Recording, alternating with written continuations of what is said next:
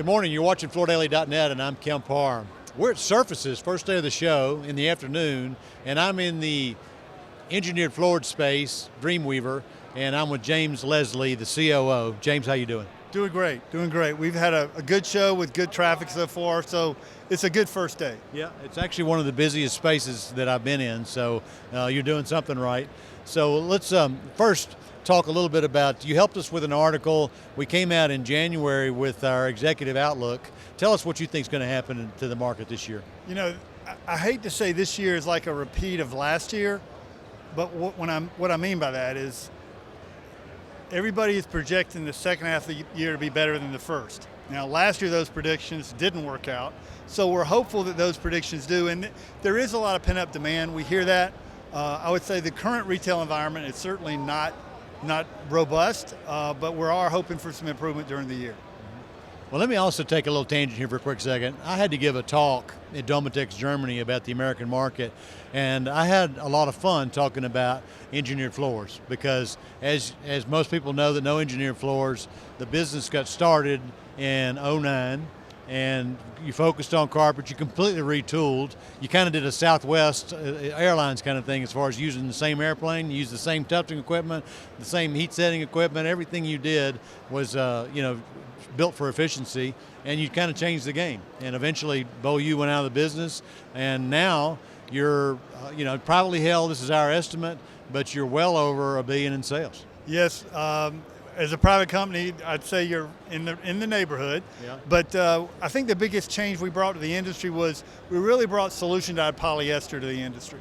And I think now you can see so many people following us, we must have done a few things right along the way because I think that's the fastest growing fiber in the industry. It's obviously been our growth engine and will continue to be our growth engine on the soft surface side. Well, you're not stopping with carpet. I also got the advantage of touring your new Apollo Hemming line, which is up and running and been running since I think the beginning of December. And you're calling it, I think it's digital lacquer embossed technology. The DLE, yeah. Yes. We like to keep initials because you get too technical. It's a beautiful product, and you don't want to make it overly technical. But yeah. DLE, yes, that's the technology. Now you're putting this over in a plant that was kind of mothballed, the Serentine plant, which is right across from your headquarters, and it's amazing. The line is 300 feet long, so it's amazing to watch, and it's got unbelievable print heads in it. It's a digital embossed SPC product, and once it's installed, the floor, it's hard to tell against real hardwood. And that's really been the story of this market. I would say that the reaction to the product, you obviously have hopes when you come to market that you get a reaction.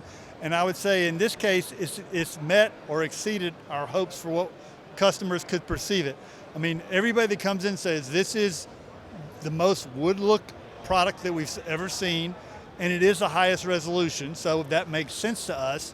We don't get into all the technical details, but they just come in and say, this stuff looks like wood. I want, and they are responding with orders, so that's a good thing. Yeah, well, one of the things that's just amazing about it is that when you look at it from an angle, you don't see the undulations you see with the print film type of LVT. So, I mean, it's pure flat, isn't it? Yeah, it is. And the luster is very good.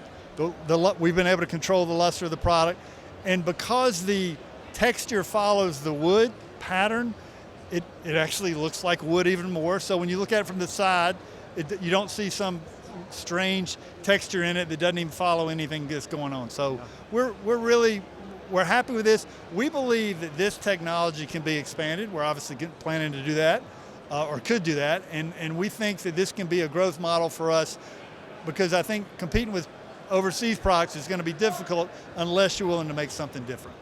All right, kudos to you for that. Let's go back to carpet a minute. Sure. Last year we talked about Pure Color. What are some of the things you're doing this year with carpet? Last year we launched Puregrain High Def, which was our highest definition, highest performing fiber system. We launched into a product called Gold Standard, which has been our number one item. It's still our number one item in retail, new introductions. We've taken that and exploded that into 4 more styles this year, expanded the technology, expanded the base into more multicolors, reminiscent of some of the old, really nice color, putting color back in carpet, but only accents. We're doing that, and then we're even going on the other side of that and going into solids. So we've just expanded that technology, and that's gotten a really good reaction as well. Okay. I understand I'm going to see you at the Fuse meeting. You're going to be on the panel with me here in about, what, a month or so, right? That was bad information. Oh, really? I'm not going to be at the Fuse meeting, but Zach Adamson, who's running our commercial business, is going to be on the panel with you, and I know Zach's going to do a great job. Okay, all right, very interesting, okay. Well, it's great to spend time with you. Thanks for spending time with our listeners. Again, been talking to James Lesslie here in the engineered floored space, and you've been watching Kemp Harr and FloorDaily.net.